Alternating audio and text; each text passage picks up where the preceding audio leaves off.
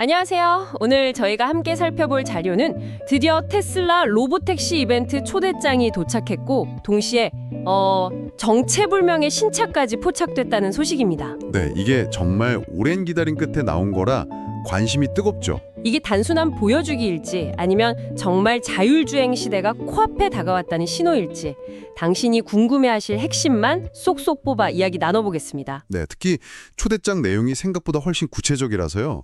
요게 또 경쟁사인 웨이모의 의미심장한 발표까지 더해지면서 뭐랄까 해석이 분분합니다. 맞아요. 단순 뉴스를 넘어서 그 이면의 의미를 한번 파헤쳐보죠. 와, 그 초대장 내용부터가 좀 놀랍습니다.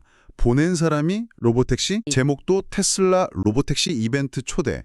이게 그냥 뭐 마케팅 메일 수준이 아니에요. 그렇죠. 디테일이 살아있죠. 운행 지역을 오스틴 일부로 딱 정하고 지오펜싱, 가상 울타리까지 쳤고요. 특정 구역 안에서만 운행하겠다는 거네요. 운행 시간도 오전 6시부터 자정까지 16시간. 탑승 조건도 18세 이상 본인 인증에 일명 동반 가능. 아, 동반 탑승도 가능하게. 네, 심지어 서비스 동물 허용 여부까지 명시했더라고요. 정말 세세하네요. 공항은 안 되고 날씨 나쁘면 제한된다는 세부 조건까지요. 맞습니다. 그리고 그 프라이버시 설정 같은 디테일 있잖아요.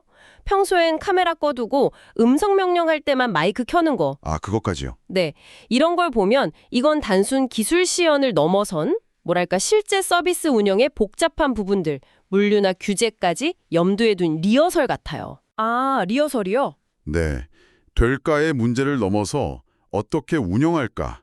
이 단계로 진입했다는 아주 강력한 신호죠. 하긴 조건들이 워낙 상세해서 그럴 수도 있겠네요. 미국 언론에서는 그래서 초대받은 사람한테 동승 취재 요청까지 한다니 뭐 그만큼 관심이 뜨겁다는 증거 아니겠습니까? 정말 그러네요.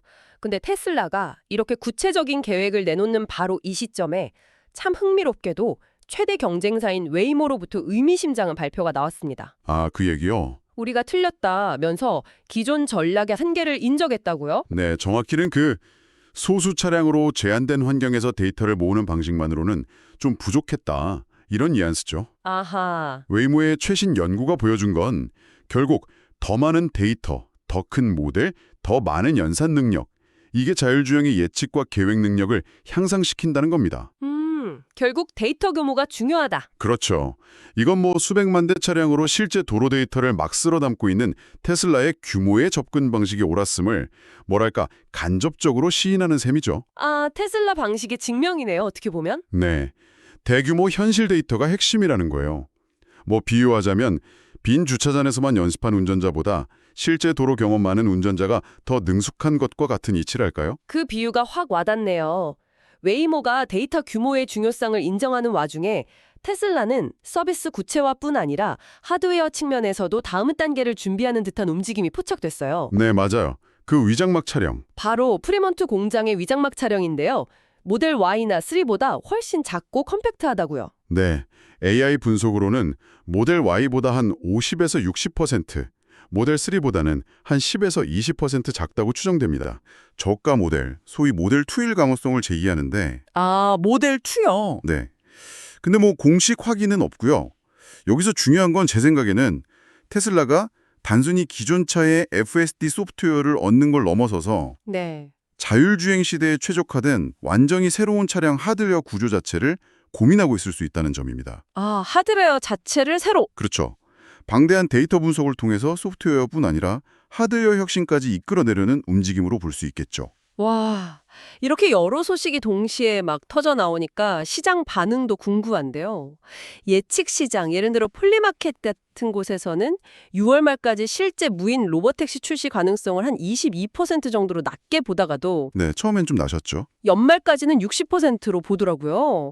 아직 반신반의하는 분위기인데 정작 일론 머스크는 돈 벌 기회다 이러면서 자신감을 보였고 바로 초대장이 발송됐단 말이죠. 그렇죠. 머스크는 항상 자신만만하죠. 근데 월가의 유명 분석가 댄 아이브스는 한술 더 뜹니다. 아, 댄 아이브스? 네, 이번 오스틴 이벤트를 테슬라 자율주행 황금기의 시작으로 규정해요. 황금기의 시작이요? 네, 로보택시, 테슬라가 사이버캡이라고 부르는 이 서비스가 테슬라에게 1조 달러짜리 기회가 될 거다. 1조 달러. 네, 그리고 내년에는 25개에서 30개 도시로 확장하고 결국 다른 회사에도 이 기술을 라이센스할 거란 예측입니다. 와, 스케일이 다르네요. 네, 웨이모 같은 경쟁사가 있긴 하지만 테슬라가 가진 그 수백만 대 차량 기반의 규모, 이건 누구도 따라올 수 없다고 보는 거죠. 현재 가장 저평가된 AI 기업이라고 주장합니다. 테슬라를 더 이상 자동차 회사가 아니라 AI 플랫폼 기업으로 봐야 한다는 시각인 거죠. 굉장히 장밋빛 전망이네요. 물론 실제 구현에는 여러 변수가 있겠지만 정리해보면 구체적인 로보택시 운행 계획 공개, 경쟁사의 전략 수정 인정, 새로운 하드웨어 가능성, 그리고 월가의 높은 기대감이 딱 맞물려 돌아가고 있습니다. 네, 여러 조각들이 맞춰지는 느낌이죠. 단순 해프닝이라기엔 너무 많은 것들이 동시에 일어나고 있어요. 자율주행이라는 거대한 전환점이 정말 우리 눈앞에 와 있는 걸까요? 네, 단기적인 주가나 정확한 출시 시점은 예측하기 어렵습니다. 하지만 이 기술적 흐름 자체는 분명해 보입니다. 흐름은 분명하다. 네, 여기서 당신께 한번 여쭤보고 싶어요.